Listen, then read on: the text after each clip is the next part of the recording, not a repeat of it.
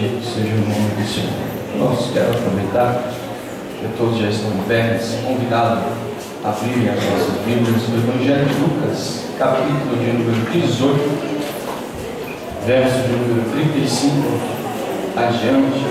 Enquanto você procura, quero externar minha alegria de poder fazer parte dessa família. Eu louvo a Deus pela vida do pastor Carlinhos, me recebeu muito bem dentro de sua sala, desde a primeira vez que tivemos a oportunidade de falar com o servo do Senhor.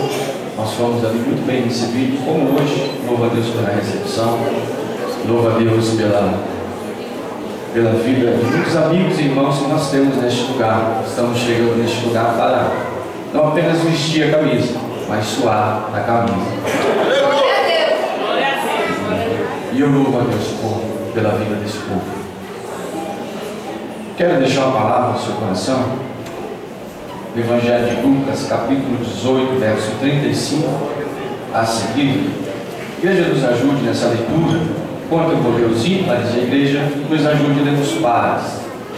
E aconteceu que, chegando ele perto de Jericó, estava um cego assentado junto do caminho, mendigando. Ouvindo passar a multidão, perguntou quem era. E disseram-lhe que Jesus, o Nazareno, passava. Então chamou, dizendo: Jesus, filho de Davi, tem misericórdia de mim. E os que iam passando repreendiam-no para que se calasse, mas ele clamava ainda mais: Filho de Davi, tem misericórdia de mim. Então Jesus, parando, mandou que os pés, e chegando ele, perguntou, dizendo: Que queres que te faça? E ele disse: Senhor, que eu veja. E Jesus lhe disse: e logo via e seguiu glorificando a Deus, e todo o povo, vendo isso, dava louvores a Deus. Pode tomar o vosso assento. Bendito seja o nome do Senhor. É muito bom estarmos na casa do Senhor. É muito bom estarmos na presença de Deus. A presença de Deus, ela deve ser tudo na vida do cristão, na vida do servo de Deus. O salmista, ele dizia que a sua alma anelava estar na presença de Deus. Sua alma tinha anseio por sempre estar na presença do Senhor, porque a presença do Senhor, ela por si só, ela nos abençoa, e não precisamos de mais nada a não ser a presença de Deus. Irmãos, nós estamos diante de uma palavra conhecida da igreja.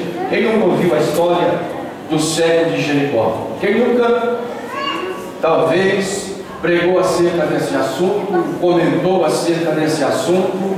É um texto que figura entre os mais comentados, talvez, da Bíblia Sagrada. E não poderia ser de outra maneira, porque é a palavra de Deus. E são milagres que o nosso Cristo faz, são momentos que o nosso Cristo permite o homem poder ser abençoado.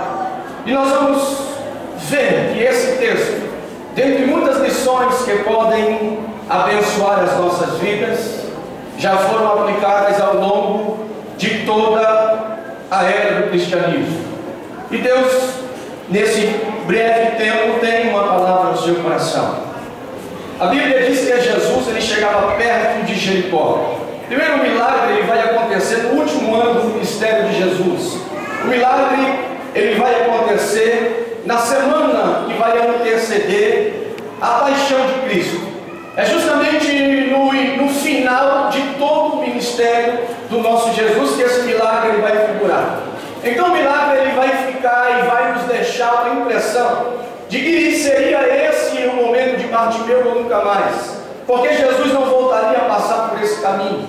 Então Bartimeu tinha uma oportunidade única, Bartimeu tinha uma chance única, e ele vai agarrar essa chance, como o texto que lemos aqui, com unhas e dentes. Ele vai sem poder enxergar, pelo tato, ele vai pelo sentido, ele vai pela fé, ele vai por aquilo que ele estava ouvindo há muito tempo, e então ele vai se agarrar. Agora a Bíblia ela vai nos apresentar esse relato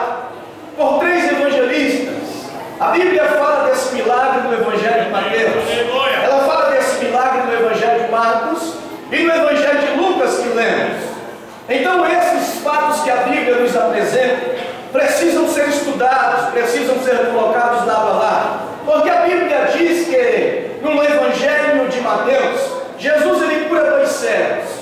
Porém, em Marcos e Lucas, ele nos diz que Jesus está curando apenas um cego e dá nome a esse cego de Bartimeu.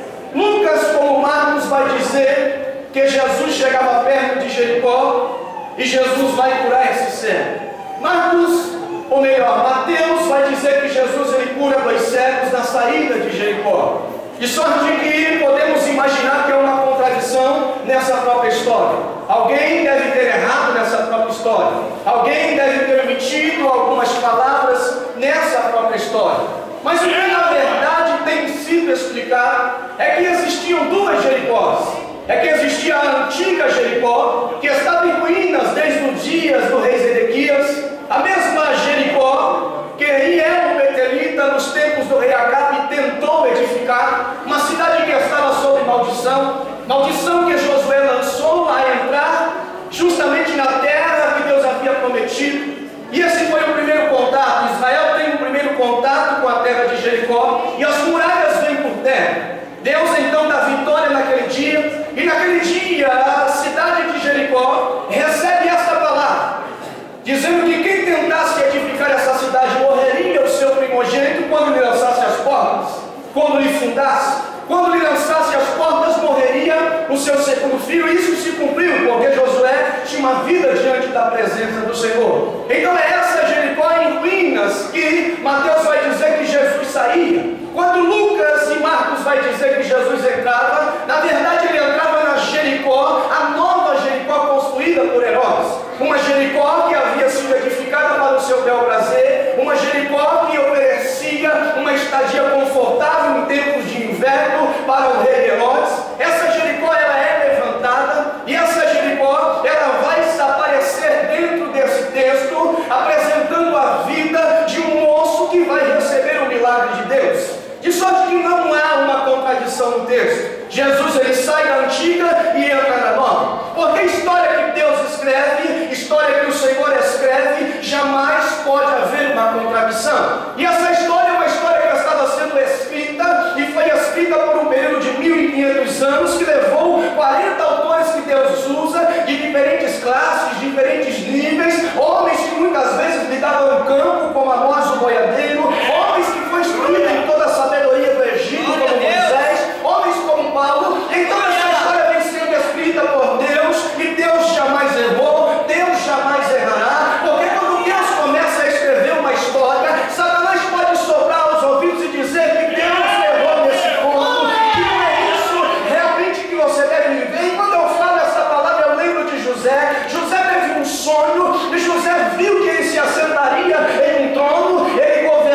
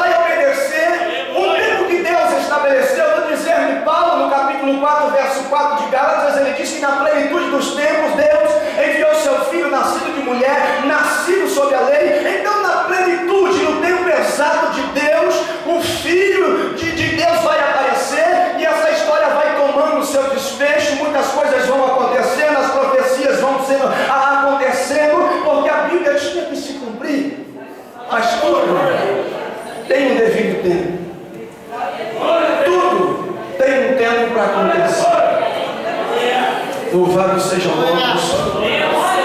Deus não trabalha dentro do nosso relógio. Deus não trabalha dentro daquilo que você estabelece para Ele fazer. Muitas vezes recebemos uma profecia. Deus usa profeta, levanta profeta. Deus trata com as nossas vidas. Na nossa ansiedade de querer ver as coisas se cumprirem, nós muitas vezes encostamos Deus na parede, o que jamais deveria ser feito.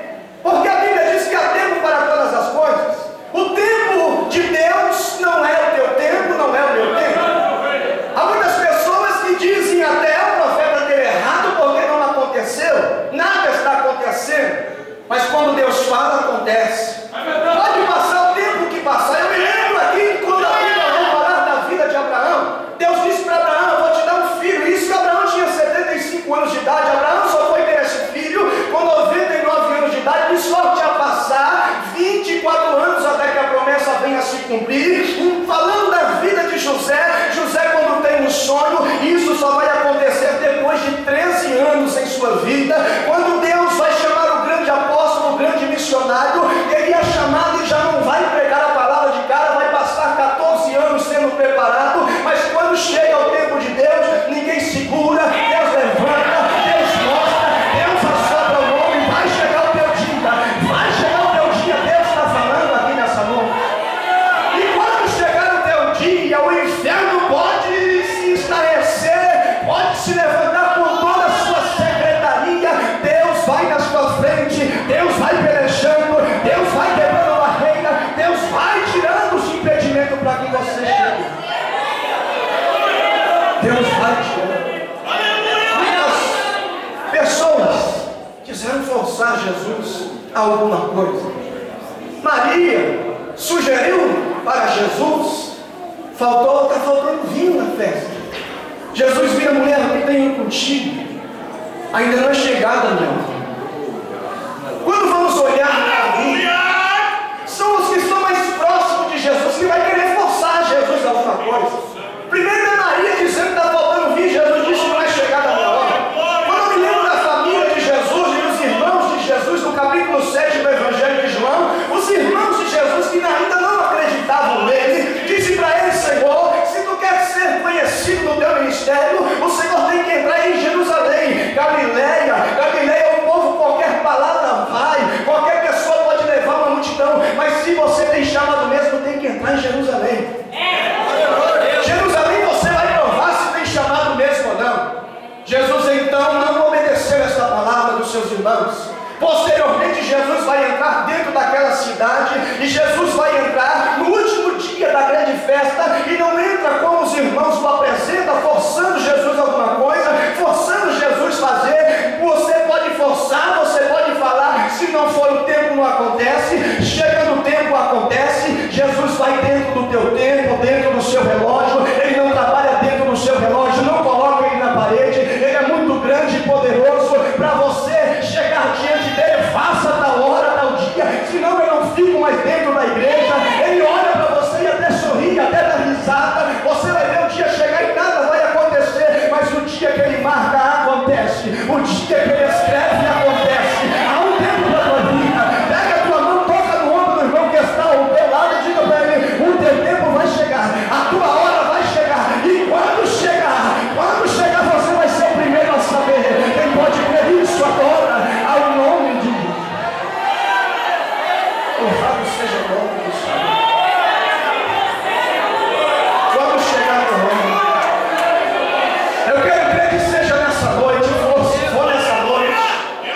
Se for nessa noite, aleluia, chegou o dia de partir, chegou a hora de partir. As coisas vão acontecendo e vão sendo colocadas no tempo devido. Deus estava no controle dessa história. E então, a Bíblia diz que Jesus está chegando perto de Jericó. Jesus está passando por essa estrada. Jesus está indo por essa estrada que dá direto a Jerusalém. Ele teria que subir uma inclinação, porque